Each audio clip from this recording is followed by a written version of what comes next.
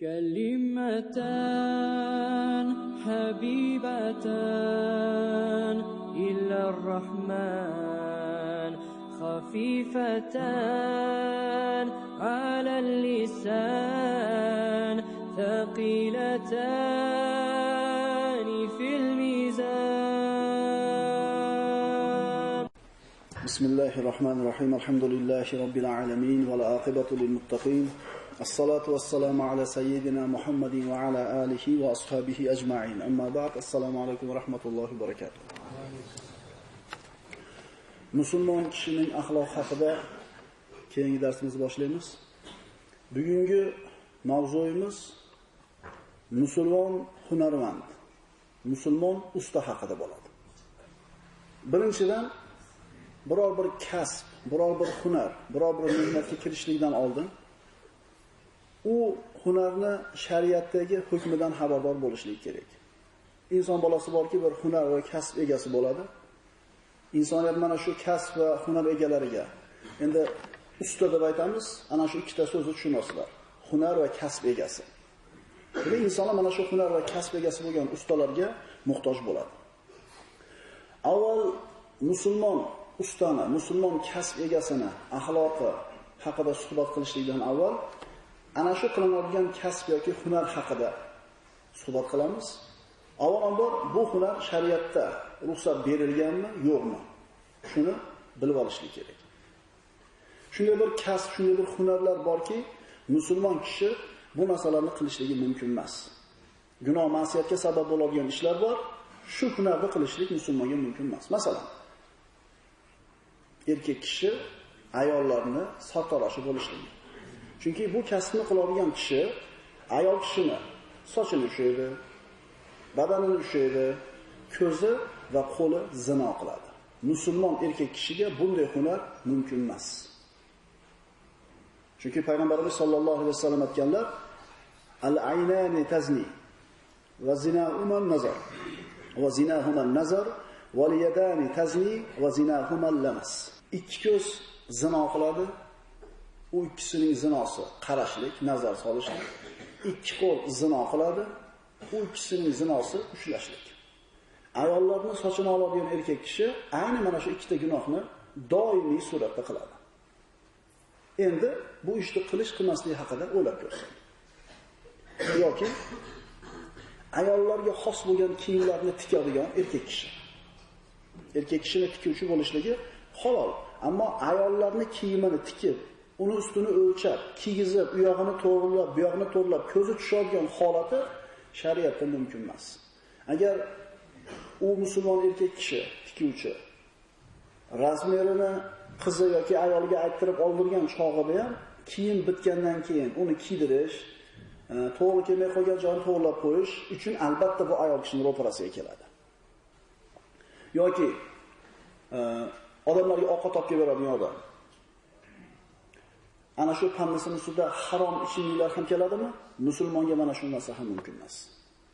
Ovqat olib kelib berishi yaxshi narsa. Lekin bu ko'tarib kelayotgan narsalar ichida aroq bo'ladigan bo'lsa, shu bir spirtli ichimliklar bo'ladigan bo'lsa, bu kishi harom amalni qilayotgan odamga xizmat qilyapti, unga ko'mak ko'rsatyapti. Demak, bu narsa ham mumkin emas. Endi aytaversak ko'p. Endi har bitta hunar egasi, har bitta kasb egasi, musulmon usta o'zini qilayotgan ishini shariatdagi hukmini avval bilib olsin. Biror ishni, hunarni tanlashlikdan oldin. Ota-onalar ham farzandlarini bir hunar kasbga berayotganda avval shar'iy hukmini bilsin.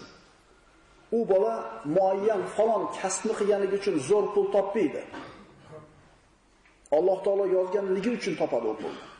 Va ayni shu aytilingan, man qilingan hunarni qilmasdan boshqa hunar qilib ham yaxshi topayotganlar bor. Biz iymon keltirganmiz, rizq Allohdan. Nima hunar qilishimizdan qat'iy nazar, halol yoki harom ish qilishimizdan qat'iy nazar shu rizq keladi. Shuni tushunib olsak, inekin kasb tanlashlikda ham inshaalloh adashmaymiz. Musulmon kishi, musulmon usta, musulmon hunarmand gunoh, ma'siyat bo'ladigan ishlarda xizmat qilmasligi kerak. Gunoh va ma'siyat bo'ladigan joylarda xizmat qilmasligi kerak. Masalan, qimorxona, aroqxona yoki mana kanisa, cherkov. Mana ko'p musulmonlar boshqa o'lkalarga borib ishlashyapti. Cherkovda ishlasa bo'ladimi degan savol berilib qoladi. U cherkovda kufr kalimasi aytilinadi. U cherkovda Alloh taoloni uchta deyishadi. Bu ishni musulmonlar qilmasligi kerak. Chunki Alloh taolo aytadi: Astagfirullah, laqad kafarallazina qalu innalloha huval masih ibn Maryam. Alloh Masih bin Maryamdir degan kimsalar aniq kofir bo'ldilar. Innahu man yushrik billahi faqad harramallohu alayhi al-jannata va ma'wahu an-nar va ma liz-zolimin min ansor. Albatta, kimda kim Allohga shirk keltirsa, Alloh unga jannatni harom qilur va borar joyi do'zax bo'lur. Ya'ni kufr kalimasi aytiladigan joyda mana shu kalimani aytishlikka sharoit qilishlik uchun xizmat qilishlik musulmon ustaga, musulmon hunar egasiga mumkin bo'lmagan amallardan. Qul ya ayyuhal kafirun la a'budu ma ta'budun. Ayting ey Muhammad, ey kofirlar, men sizlar ibodat qilayotgan narsalarga ibodat qilmasman. Demak, musulmon odam kasb tanlashlikda, hunar qilishlikda shariat ko'rsatmasidan chiqmasligi kerak. Bu ayollar sartalashimi, ayollarning kiyimini tikadigan odammi, aroqxonada xizmat qiladimi, kazinodami, kanisadami, musulmon kishiga bu narsalar mumkin emas. Siz bilan biz qanaqa hunar, qanaqa kasb egasi bo'lishimizdan qat'iy nazar, bu Allohning siz bilan bizga bergan bir ne'mati. Chunki hech kim onasini qornidan biror hunar egasi, biror kasb egasi bo'lib tushmaydi. Xuddi olim bo'lib tug'ilmaganidek. Alloh taolo aytadi: "Vallohu akhrajakum min butuni ummahatikum la ta'lamuna shay'a." Alloh sizlarni onalaringiz qornidan biror narsa bilmagan holingizda chiqardi va shukr qilishingiz uchun sizlarga quloq, ko'zlar va dillarni berdi. Albatta, qanaqa kasb bo'lmasin, Alloh siz bilan bizga bergan ne'mati. Oshpazga odamlar muhtoj, oshpaz elektrikka muhtoj, elektrik tabibga muhtoj va hokazo. Mana shu kasblarni xilma-xil bo'lishligi odamlarni bir-biriga muhtoj qiladi. Biri ikkinchisiga muhtoj bo'ladi. Alloh taolo aytadi: "Ahum yaqsimuna rahmat robbik, nahnu qasamna baynahum ma'ishatahum fil hayatid dunya va rafa'na ba'dahum fawqa ba'd darajat liyattakhidha ba'duhum ba'dan sukhriya va rahmatu robbika khayrun mimma yajma'un." Ey Muhammad, Parvardigoringizning rahmatini o'shalar taqsimlaydilarmi? Yo'q, aslo undoq emas. Ularning hayoti dunyodagi maishat tirikchiliklarni ham ularning o'rtalarida biz o'zimiz taqsim qilganmiz. Va ba'zilari qo'l ostiga olib ishlatishliklari uchun ayrimlaridan darajasini baland qilganmiz. Demak, Alloh taolo odamlar bir-biriga muhtoj bo'lishligi uchun biriga u kasbni, biriga bu kasbni, bunga pulni, bunga xizmatni berdi-da, biri ikkinchisiga muhtoj bo'ladi. Alloh taolo Qur'onda o'zining payg'ambari Davud alayhisalomga ham bir kasb berganligi haqida bizga xabar beradi. Astagfirullah, va allamnahu san'ata labusin lakum lituhsinakum min ba'sikum fahal antum shakirun. Yana Davudga sizlarga ziyon yetishidan saqlaydigan sovut ilmini ta'lim berdik. Bas, sizlar shukr qilurmisiz? Qadimda endi odamlar janglari qilich bilan, nayza bilan bo'lgan, shunga o'xshagan asboblar bilan. Endi ana shu asboblardan, qilichlardan yoki qurollardan himoyalanishlik uchun insonlar sovut kiygan. Alloh taolo Davud alayhisalomga mana shu sovut yasash hunarini, kasbini berdi. Va shu hunarni berib turib Alloh taolo nima deyapti? Ani amal sabighat va qaddir fi sad va amalu solihan inni bima ta'maluna basir. Va unga dedik, sovutlar yasagin va ularni to'qishda aniq puxta ish qilgin. Ey Davud xonadoni, yaxshi amal qilinglar. Zero men qilayotgan amallaringizni ko'rib turguchidirman. Ya'ni Alloh taolo hunarni o'rgatib turib, shu ishingda puxta bo'l deydi. O'zingning ishingni mohir bo'lib payg'ambariga buyuryapti. Ya'ni halqalarda orasi bo'shib ketmasin, kiyganda sangilab ham qolmasin. Juda ham tarang qilib tashlama, kiyganda siqilib qolmasin. O'zingning ishingni ustasi, mohir, puxta, mohir ustasi bo'lganda Alloh taolo buyurdi. Demak, qanday kasb qilishimizdan qat'iy nazar, modomiki halol ekan, Shu ishda puxta bo'lishimiz Allohning bizga bergan buyrug'i ekan. Bo'ladi-yu, to bir haqiqiy ustasini topguningcha mashinangizni unga olib borasiz, pul sarflaysiz, vaqtingiz ketadi. Bunga olib borasiz, pul sarflaysiz, vaqtingiz ketadi. To ustasini topganingizdan keyin arzimagan narsa bo'ladi haliga. Men o'zim guvohman. Bir odam Jigulisini 8 ta pachinga almashtirgan ekan. Yurganda 80 dan o'tganda g'ungda ovoz chiqar ekan. Bir usta 8 ta pachinga almashtiribdi. Yana bir ustaga borganda shunda qarasa, tomida bagaji bor ekan. Haliga trubasi 80 km tezlikka chiqqanda haliga 3 singari g'ungda ovoz chiqarar ekan. Haliga usta qarabdi-da, bagajni ochib qo'yib yurib keling-chi debdi. Yurib qaytib ketdi-da, "O'y" debdi, ketibdi nari ustani oldiga. Shuning uchun ukalar ustalardan shikoyat eshitamizda shogirdlar haqida. Biz 2 yil, 3 yil ishimizni ustasi bo'lganimizcha usta o'zi duo bermaguncha ketish haqida gapirmas edik. Hozirgilar qo'liga kulush ushashni o'rganib, shipatni ushashni o'rganib qolsanglar, bo'ldi, chiqib ustachilik qilyapti deydi. Shunaliga to usta o'zi duo bermaguncha ketish haqida ukalar gapirmaylar. Siz cholasiz, usta o'zi javob beradi. Qolganini endi shu o'zingizning ishing mobaynida o'rganasan deb turib chiqaradi. To'g'ri aytyapmanmi ustalar? Bu yoshlar hunar o'rganish uchun emas, pul topish uchun sizlarni oldingizda turibdi-da. 6 oy ishlagandan keyin pul bermaysiz usta deydi. Musulmonlar ichida bo'layotgan muammomi islom albatta bunga yechim beradi. Shuning uchun ustasini norozi qilib chiqib ishlayotganlar borib duosini olinglar. Borib xizmatini qilinglar. Demak, har bitta hunar kasb egasi o'zining ishida usta, mohir bo'lishligi kerak. Puxta shu hunarni o'rganishligi kerak. Endi bir inson mohir bo'lish kerak ekan deb turib, harom bo'lgan kasbda mohir bo'lsa-chi? U baribir harom. Qiylanib qiladimi? Oson. O'zi qaysi usta qiylanib ishlaydi desa, mohir bo'lmagan usta qiylanib ishlaydi. Va harom kasb bilan yeyilgan rizq insonni badanini semirishiga sabab bo'lsa, bu semirishlik harom rizq bilan bo'ldi. Endi payg'ambarimiz aytganlaridek, harom bilan o'sgan har bir go'sht jahannamga loyiq.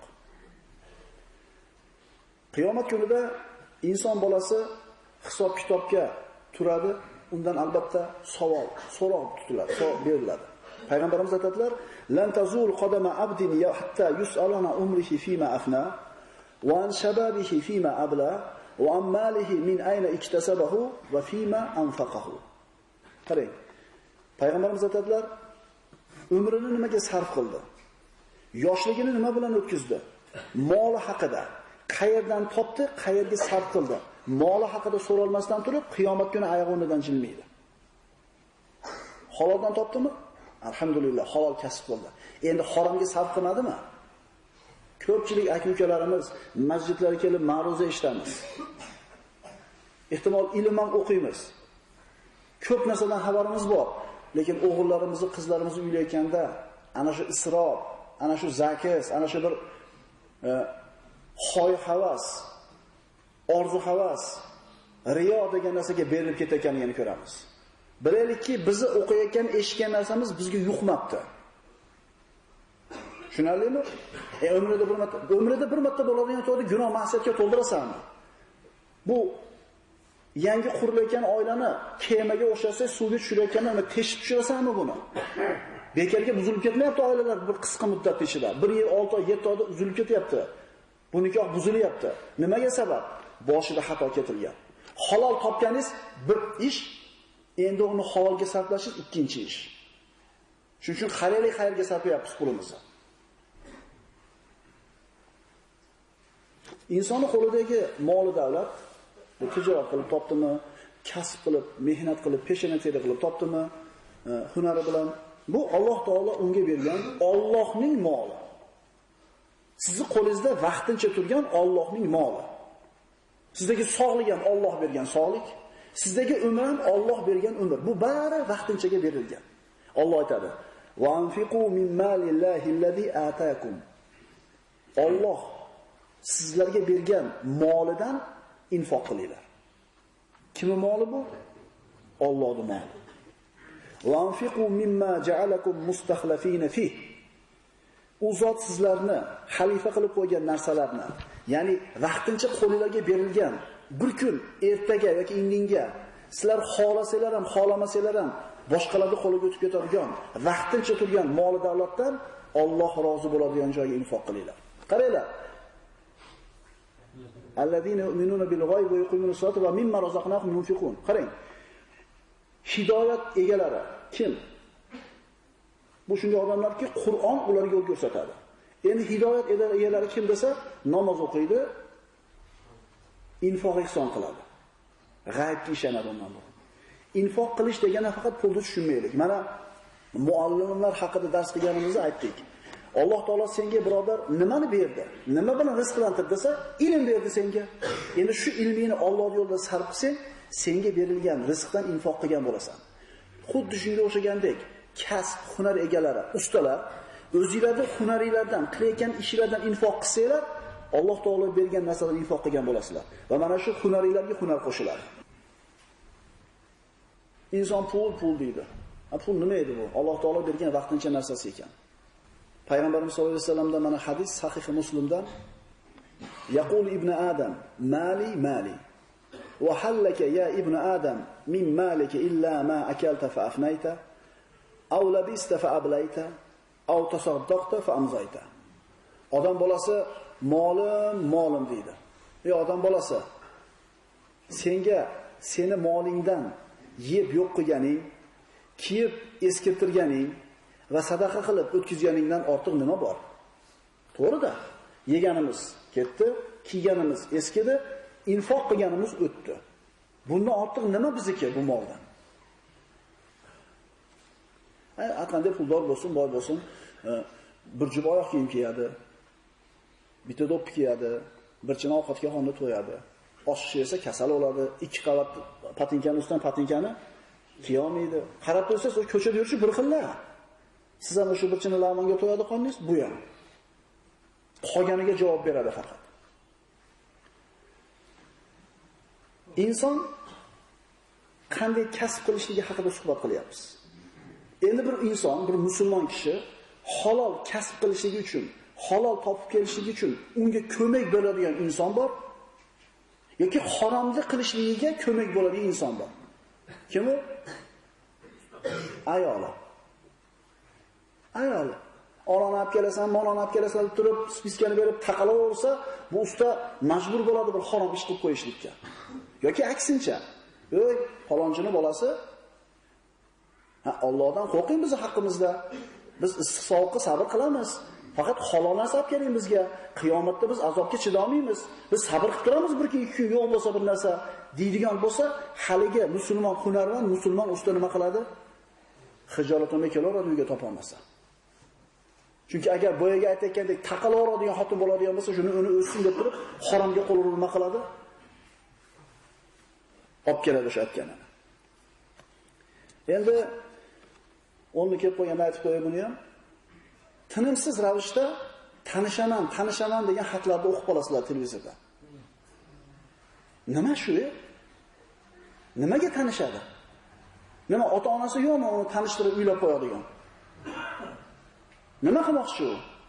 Ana shu tanishaman deyotgan, nomerini jo'natayotgan o'g'il boladir, qiz boladir, ota-onalari bilarmikin? Mana shu narsani efirga berib turib, shuni orqasidan pul yeyotganlarning puli qanaqa bo'ladi? Aytdik, aroq ichishlikka, qimor o'ynashlikka sabab bo'ladigan joyda ishlamoq, puli halol emas deyapti. Endi buni kichik. Biz musulmonmiz. U boshqa o'lkadagi g'ayridinlar nima qilsa, u bizni bizga tushirish kerak emas u narsa. Nimani bo'lsa olib kelib o'zimizga tushira olmasligimiz kerak. Bizning farqimiz bor. O'sha tanishish orqasida qancha oilalar buzilib ketayotganligini biz eshityapmiz imomlar. Gaplashib turgan o'sha hatto SMS kelgan ekan, eri o'qib qopti va hokazo. Bu telefondan bir balo bo'ldi. Yaxshilik ishlatsangiz yaxshi narsa ekan, yomonlik ishlatsangiz yomon narsa ekan. Endi agar shu ishga aloqasi bor odamlar bo'lsa, shundan xabardor bo'lib qolinglar. Demak, musulmonni bir hunar qilishlikda, bir kasb qilishlikda ixtiyor, hunar tanlashini gaplashdik. Demak, shariat ruxsat bermagan ishni qilmaslik kerak. Ikkinchidan, musulmon odam halol mehnat qiladi. Endi bir ishga kirishlikdan oldin nimalarga e'tibor berishlik kerak? Musulmon kishini bir ishga kirishlikdan avvalgi axloq. Bu juda bir muhim masala. Mana shu kichkinagina ishni qilmaydi, katta muammolarga borib taqaladi. Ishni qilishlikdan oldin ish egasi bilan bu usta ittifoq qilmaydi. Qanchada bo'ladi, necha pulga bo'ladi. Va oxiriga borganda muammoni ko'rib turibsiz. Uyda bitta ish qildirish kerak, bu tom yopish kerak, yana addelkani qildirish kerak. Falon usta yaxshi usta, ish tekkiz va hokazo. Chaqirib kelasiz, "Mana ish qilib berasizmi?" Qilib beraman. Qachon boshlaysiz? Ertadan boshlayman. Bo'ldi ketdi. Qancha vaqtda bo'ladi? Necha pulga qilasiz buni? Agar biror bir muammo bo'lib qolsa, biror bir chiqim kuyishlikka to'g'ri kelib qolsa, kim kuyadi bunga? Kontrakt yo'q. Dogovor yo'q. Uydagi aytadi, o'zimiz birodar bu deydi ustani. Hech qancha olmaydi deydi. Endi avvalgi usta aytadi, o'zimiz birodar deydi. Men deydi, o'zimizki deb qilaman, puxta qilib menga yaxshi pul to'laydi deydi. Uni ham hisobi o'zining kallasida, buni ham hisobi o'zining kallasida. Ish bitdi. Endi hisob kitob qilish kerak. Qancha bo'ldi usta? Faloncha. Shunchami? Insofsiz bormi? Begonaga qildirsam uncha qilmasdi. Birodarchilik qayerda qoldi deydi. Desa aytadi, birodar, men o'zimniki deb aytyapman sizga bu narxda deydi. Men oshcha aytayotganim yo'q, men yo'lida qilib aytyapman deydi. Bo'ldi, muammo bor. Endi ko'rsa bu birodarlar o'rtasiga sovuqchilik tushgan, o'rtaga odam qo'ygan, har xil joylarga borib murojaat qilgan. Nima uchun bunday bo'ldi? Birodar edi bular. Nima bo'ldi? Qayerda xato ketdi bular? O'sha ishni boshida shariat unga ittifoqqa kelishib ol, narxni aniq qilib ol, dogovor qilib ol deb aytgan edi. Mana shu joyga amal qilmadi, muammoni ko'rib turibsiz. Bu materiali ketgan, bu mehnati ketgan, vaqti ketgan, ikkalasi ham uslubga qilmaydi. Bir ikkinchisiga xuddi pas kelmaydi. Tanish manzara. Ustalar haqida alohida gaplashamiz yana oxirida, bu uyda egalari bilan. Agar bu ish avvaldan kelishilganida shu muammo yo'q edi. Qilib berasizmi? Qilib beraman. Qanchada bo'ladi? Hamoncha muddatda bo'ladi. Zapasi bilan aytadi. 1-2 kun zapasi bilan necha kunga qilasiz? Moncha qilaman. Agar kelishmasa-chi, boshida kelishmasin-da. Ish bo'lmadi, bu vaqtiga kuymadi, mehnatiga kuymadi, bu puliga kuymadi. Bo'ldi, ikkalasi teng ajrashib ketaveradi. Qur'onda Alloh taolo siz bilan bizga Musa va Xizr alayhissalom qissasida siz bilan bizga dars beradi. Qarang. Musa alayhissalom Xizr alayhissalomdagi ilmdan o'rganishlik uchun u kishining oldiga bordi. Borib turib, "Hal attabiuka ala an tuallimani mimma ullimta rushda." Sizga bildirilgan bilimdan menga ham o'rgatishligingiz uchun sizga ergashsam maylimi? Musa alayhissalom Xizr alayhissalomdan so'radi. Xizr alayhissalom aytdi: "Aniqki, siz men bilan birga sabr qilishlikka hargiz toqatingiz yetmaydi." Avvaldan kelishib olinyapti. Siz sabringiz yetmaydi. Avvaldan ittifoq kelishyapti. Kimlar? Kimlar? Payg'ambarlar. Qala satajiduni inshaallohu sobiran va la asi laka amra. Shart qarang. Musa dedi: "Inshaalloh siz mening sabr toqatli ekanimni ko'rursiz. Men biron ishda sizga itoatsizlik, osiylik qilmasman" dedi. Ya'ni kelishilinyapti boshida. Nima desiz, xo'p deyman. Sizga osiylik qilmayman dedi. Endi Xizr alayhissalom qanday shart qo'ydi? Fa in ittaba'tani. Mana Xizr alayhissalom o'zidagi ilmni o'rgatishlikda o'rgatadigan bo'ldi. Faqat shartini qo'ygan. Agar menga ergashsangiz, qanday shart bor? Agar siz menga ergashadigan bo'lsangiz, fala tasalni an shay'in hatta uhdisa laka minhu zikra. To o'zim sizga aytmagunimcha biron narsa haqida mendan so'ramaysiz dedi. Mana boshida ittifoq bo'lyapti. Boshida kelishib olyapti. O'rgataman, faqat shartim bor. Men o'zim nimaga bir ish qilganligimni aytmagunimcha sababini so'ramaysiz dedi. Avvaldan kelishyaptimi? Birga bola yo'ring demayapti. Ayni aka-ukamiz ot bilan tuyolarmidi? Qilavering dedi. Aka-ukachilik iniga ko'rinadi. Umar ibn Xattob aytgandek, pul muomalasini qilganmiding u bilan? Safarga chiqqanmiding u bilan? Shunda bilinadi odamning kimligi. Fantaloqa. Kelishdi, ikkalasi yo'lga tushdi. Musa alayhisalom birinchi marta Xizr alayhisalomga qilgan ishini bir kemani teshib qo'ydi. Nimaga teshding deb so'radi. Shartni buzdi. Xizr alayhisalom aytdi: "Axir men sizga, men bilan yurishlikka, mendagi ilmni o'rganishlikka sabringiz yetmaydi demaganmidim?" dedi. Musa alayhisalom aytdi: "Bilmasdan so'rab olganim uchun haydab yubormang" dedi. Kechirdi, birinchi safar kechirdi. Keyin yana bir ish qildi. Nimaga bunday ish qilding deb so'radi. Axir aytmaganmidim? O'zim aytmagunimcha savol bermaysiz dedi. Musa alayhisalom aytdi: "Fa in sa'altuka an shay'in ba'daha fala tusahibni, qad balagta min ladunni uzra." Musa dedi: "Agar bundan buyon yana biror narsa haqida so'rasam, meni o'zingizga hamroh qilmang. Chunki u holda men tomonimdan uzrga yetgan bo'lasiz." Ya'ni ayb menda bo'ladi, men ketaveraman dedi. Qarang, boshiga kelishib qo'yilgan. 3-marta savolni so'radi.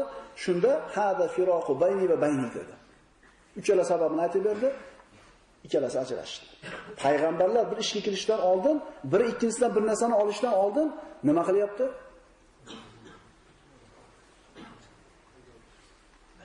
Agar biz ham bir ishni ustalar boshlashdan oldin aniq bir nuqtasigacha kelishib oladigan bo'lsak, agar kech qolinsa manoncha jazo, mana odam bo'yniga bo'ladi. Agar bunday bo'lsa materialga palonchi kuyadi. Agar pulni vaqtida bermasa mana bunday bo'ladi deb turib, qaniydi yozib qo'ysak. Bizda endi yozilmaydi-yu, og'iz ochib kelishib qo'ysa ham bo'ladi. Shuning uchun qarasangiz, mana shu bandlarga amal qilmasdan ishlab muammolar orqali pul topayotgan ustani qarasangiz ham baraka topish qiyin qilayotgan ishidan. O'sha qilib turib, ustani norozi qilib chiqarib turib, ish bergan uyda egasida ham baraka topilishi qiyin. Baraka qachon bo'ladi? Alloh taolo aytganida ish qilinganda baraka bo'ladi o'shda.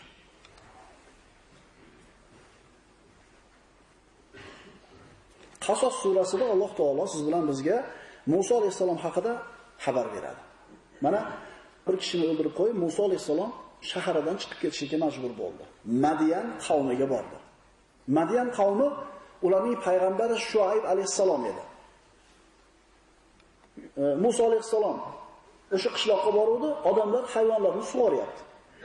Ikkita ayol esa bir chekada qo'ylarini boshqalarning qo'ylariga aralashib ketmasligi uchun to'sib turibdi. Keldida hali ikkalasini qo'yini olib kelib, sug'orib qaytarib topshirib qo'ydi. Shunda shu qilgan xizmatini haqqini berishligi uchun bu qizlarning otasi Musa alayhisalomni chaqirtirdi. Bu Shuayb alayhisalom edi. Qizlardan biri keldi. Inna abi yad'uka liyajziyaka ajra ma saqayta lana. Bas ulardan biri hayo bilan yurib kelib, otam sizni bizlarga qo'ylarimizni sug'orib berganingiz uchun haqqini berish uchun chaqirmoqda. Qarang, xizmat haqqini beray deyapti. Bo'lmasam shundaylik qilib qo'ydi. Haqqini to'lay deyapti. Akangizmi, ukangizmi, birodaringizmi haqqini berib qo'yavering, oladimi, olmaydimi farqsiz. Ehtimol vaqti ketdi, ehtimol benzini ketdi yoki bir narsa sarf bo'ldi. Berib qo'yavering olmasin, chunki payg'ambar axloqini ko'ring, Shuayb alayhisalom unga biroq qilib berdimi unda? Xizmat haqqi to'lanishlik kerak ekan. Musa alayhisalom Shuayb alayhisalom oldiga keldi. Qala inni uridu an unkihaka ihda ibnatayya hatayn ala an ta'jurani 8 hijaj. Shuayb aytdi: "Ey Musa, agar rozi bo'lsang, rozi bo'lsang, menga 8 yil ishlab berishing badaliga men senga mana shu ikki qizimdan birini nikohlab bermoqchiman." Ittifoqni qarang, dogovorni qarang. Agar rozi bo'lsang, menga 8 yil ishlab berishlikka men senga qizlarimdan bittasini nikohlab beraman dedi. Endi agar 10 yilni to'lasang, ya'ni 10 yil ishlab beradigan bo'lsang, sen tomoningdan bizga marhamat bo'lur. Men seni qiynashni istamayman. Inshaalloh meni sen solih inson ekanligimni ko'rasan dedi. Ittifoqmi bu? Kelishuvmi? Agar rozi bo'lsang, bir qizimni nikohlab beraman, sen evaziga 8 yil yoki 10 yil nima qilib berasan? Ishlab berasan dedi. Payg'ambar odam yaqinda payg'ambar bo'ladigan Musa alayhisalomga shu taklifni aytdi. Qala zalika bayni va baynak. Ayyama al-ajalayni qadayta fala udwana alayya. Wallohu ala ma naqulu vakil. Musa alayhisalom aytdi. Mana shu siz bilan mening o'rtamizdagi bitimdir. 2 muddatdan qay birini ado qilsam, bas menga zo'rlik qilinmas, Alloh aytayotgan so'zimizga guvohdir. Kelishyaptimi? Ishda avvalidan kelishyaptimi? Uylab olsinchi keyin bir gap bo'lar demayapti-da. 10 yil ko'p, 8 yilga kelishildi, lekin Musa alayhisalom 10 yil ishlab berdi. Shuning uchun ish boshidan kelishib olaylik. Toki oxiri nur bo'lsin ishimiz. Mana ish bor, qancha qilib berasiz? Mancha. Qanchada? Manchada. Bo'ldi, kelishdik. Agar bunday bo'lsa, palonchi kuyadi, bunday bo'lsa, usta kuyadi. Iloji bormi shuni? Uyda egasini materiali ketgani yo'q, ustaning mehnati bilan vaqti ketgani yo'q. Demak, musulmon usta, musulmon hunar egasi birinchidan hunarda tozasini tanlash kerak, halol hunar istash kerak. Ikkinchidan, shu ishga kirishlikdan oldin ish egasi bilan ittifoqni puxta qilishlik kerak. Uchinchidan, narxni ko'tarmaslik. Ustalar odamlarni holiga qarab narx aytishlik. Cho'ntagi baquvvat odamga ham bir xil narx aytsangiz, shu xizmatingizga, nochorroq odamga ham shu xizmat aytayotgan bo'lsangiz, adolat bo'ldimi shu? Sizni iymoningiz, musulmonligingiz shu yerda nimani sizga maslahat berishligi kerak? Holi xarobroq odamga bir oz yengilroq qilib qo'yishlikdir. To'g'rimi? Aytdik-ku, har bir Alloh taolo bergan, sizlarga rizq qilib bergan narsadan infoq qilinglar dedi. Shu hunaringizni nochorroq odamga yengilroq qilib berishingiz, shu sizga berilgan hunardan qilgan infoqingiz bo'ladi. Endi ayniqsa agar bir hunar egasi bir dona bo'lsa shaharda, bu ishni bundan boshqa biroq qila olmaydigan bo'lsa, aniq u narx osmon bo'lishligi. Xolasa qilsin deydi. Men mehnat qilyapman deydi. Nima qiladi? Iloji yo'q xohlamaydi. Chunki boshqa usta yo'q-da. Boshqa bir imkon bo'lganda boshqa tomondan qildirar edi. Endi shunaqaligini bilib turib, shu ishni qildirishlikka majburligini bilib turib, holi nochorligini bilib turib, narxni qimmat aytayotgan odam adolat qilmayapti. Ihson qilib qo'ysin shu odamga. Ihson qilib qo'ysin. Chunki payg'ambarimiz aytganlar: "Ar-ruhamau yarhamuhumur rohman, irhamu man fil ard, yarhamukum man fis sama." Rahmon rahmdil kishilarni rahmatiga oladi. Yerdagilarga rahim qilinglar, osmondagi zot sizlarga rahim qiladi. Shunaliga qo'lingizda ihsoni. Qo'lingizda ihsoni, mehnatingizda ihsoni. Alloh holiga qarab narxni ozgina tushirib aytsin, Alloh baraka bersin. Axir baraka Allohning qo'lida. O'zi baraka haqida alohida gapirishimiz kerak. Biz o'zi baraka bilan yashayotgan odamlarmiz. Akalar, bizni topayotgan, ko'pchilikni topayotgan puliga Alloh taolo baraka beradi. Ozroq topayotgan bo'lsa ham hayot o'tyapti-da, qarang. U g'ayri dinlarchi barakani nimaligini tushunmagan odamlar hayron qoladi musulmonning hayotiga. Olishi muncha pul deydi. Topishi muncha pul deydi. Yurishini qara deydi. Bolasini ham uyiryapti, qizini ham chiqaryapti, o'qishiga ham yetyapti. Qanday qilib yetkazasizlar deydi. Qaranglar, musofir yuk tashayotgan birodarlar biladi. Oladigani 500. 200 o'ziga qoladi. 300 uni bu yoqqa jo'natadi. Shunda 1 yil 2 yil ishlaydi. To'yiga ham, imorat solishiga ham, kiyinishiga ham, mashinaga ham yetadi. Aytinglar, nima buni siri? Baraka. Shuning uchun usta birodar, hunar egasi birodar, odamni holiga qarab narx ayting. Qodirmi? Yaxshi oling. Nochorroqmi? Ozgina ihson qiling. Alloh taolo baraka bersin. O'sha qilayotgan ishidan ozgina tushib ber desa unamaydi. Meni bir oy vaqtim ketadi bunga deydi. Yoki masalan 2 kun vaqtim ketadi deydi. Eslangda usta birodar, qandaydir bir odamlar kelib, ishni qildirib bir tiyin demasdan ketgan kunlar ham bo'lgan. Yuravergansiz. Yoki yarmini berib turib, borishi bor yo'qol, dodingni Xudoga deb ketdi. Yoki umuman bermagan kunlar ham bo'lgan. O'lib qolgansiz, kuningiz o'tib shu kambag'al bechoraga jinni yengillik qilib qo'ying, ehtimol o'shanaqa ablahlarga uchratmaydi siz Alloh. Yo'q, biz ushlab olganimiz biznikida. Norozi qilibdi, rozi qilibdi. Endi ittifoq ham qildingiz. Bo'pti deb rozi ham bo'ldi hali ishga. Lekin nima qilsin? Sizdan boshqasi qilmaydi buni. Sizdan boshqa hech kimda yo'q-da. Ko'zini o'yib oldingiz. Maza qildingiz. Endi narxa bitta maza qiladigan bizga jo'natadi, u ham maza qilib ketadi. Maqsadimiz pul emas, maqsadimiz Allohning roziligi, maqsadimiz barakot topish. Musulmon odam pul topadi, bu rizqi pul topishligi, tijorat qilishligichi hayoti uchun bir sabab xolos, maqsad emas bu.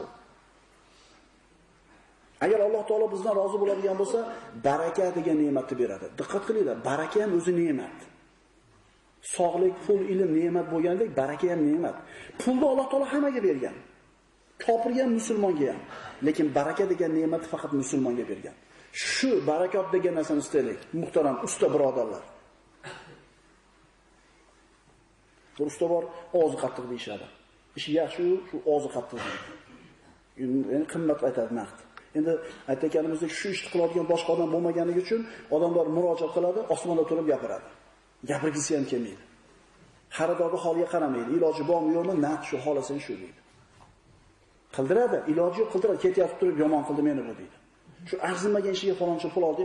Sen o'zing dogovor qildingmi desa, nima qilay, ilojim yo'q edi dedi. Majbur unda qildirishga deydi. Rozi bo'lib bergani yo'q u. Rozi bo'lishga majbur bo'lib berdi. Shuning uchun holiga qaraylik, ustuvoshiga qaraylik. O'ylang, o'zi shu 200 so'm, 300 so'm pul topadi kechgacha shu g'ildiragini aylantirib. Endi borib turib kichkina narsasini shunday burab bersangiz bo'ladigan narsa. Ihson qilib bo'ldi, Alloh uchun qilib qo'ydim deb ketaversin. Ketaversin. Alloh baraka bersin sizga. Payg'ambarimiz sollallohu alayhi vasallam aytadilar: "Man la yarham la yurham." Kim rahim qilmasa, unga ham rahim qilinmaydi. Bu gapda ko'zini o'yib maza qiluvdingiz, ya'ni kimdir maza qildi siz ustingizda. Payg'ambarimiz sollallohu alayhi vasallamdan mana sahih Muslimdan keltirilgan hadis. Rasululloh aytadilar: "Musulmonlarning bir-birlariga mehrli, rahim shafqatli bo'lishlarining misoli xuddi bir jasadga o'xshaydi. Agar undan bir a'zo og'risa, ana shu jasaddan bitta a'zo og'risa, boshqa a'zolar isitma va bedorlikda turadilar." Hol xarob ekanmi? Muruvvat qilib qo'yadi, joni achishadi shunga. Endi bu o'rinda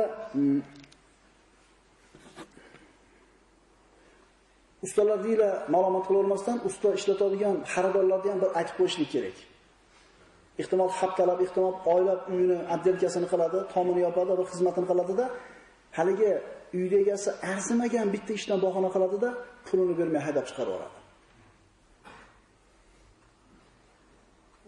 Shuning uchun usta ishlatayotgan odamlar ham yaxshilab bilib qo'ysin. Payg'ambarimiz aytganlar, bir odamni yollab ishlatsang, ishini bitirgandan keyin peshonasidagi terisi qatimasdan turib qo'liga pulini ber deydi. Endi buncha uyda haftalab, oylab ishni qildirib olib turib, ustaga pul bermasdan yoki yarim narxini berib turib haydab o'rayotgan odam shu uyda yashashini o'ylasin. Chunki baraka ustaga kerak bo'lgandek, ish qildirgan odamga ham baraka kerak. Inshaalloh bu mavzuni keyingi jumada davom etkazgan bo'lamiz. Aqulu qawli hada va astagfirullohi li va lakum. Assalomu alaykum va rahmatullohi va barakatuh.